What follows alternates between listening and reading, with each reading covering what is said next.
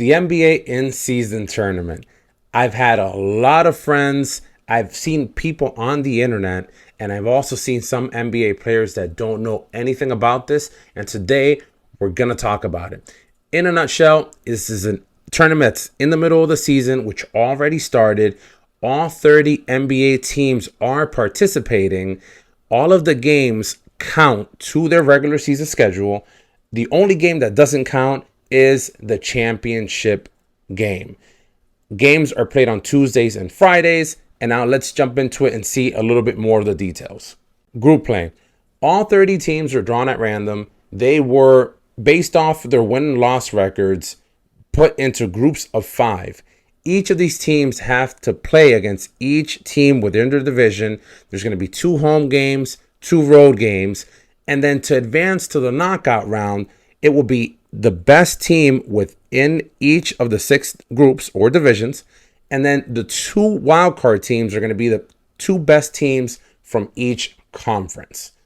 That's kind of it in a nutshell. All right, so here we can see the group draw results.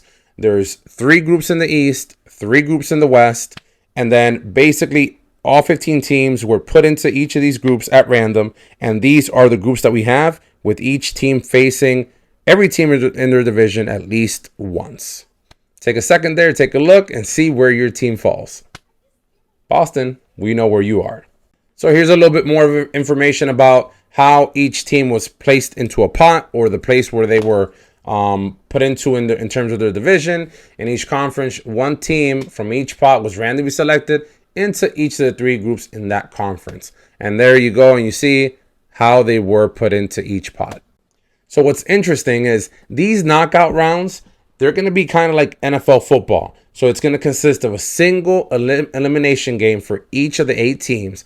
And then once each of these teams face each other, then there's going to be a quarterfinals and then a semifinals. Again, all of these will be 1 game knockouts. And then ultimately, you're going to have the championship game, which will be the only game that's not going to count to the NBA season games played for that team.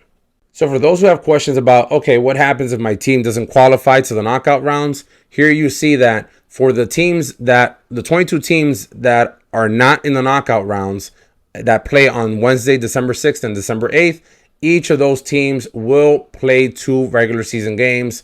And, all of those details are there. But let's move on to something more important, which is let's look at what are some of the incentives that these players have to even want to play harder in this in-season tournament.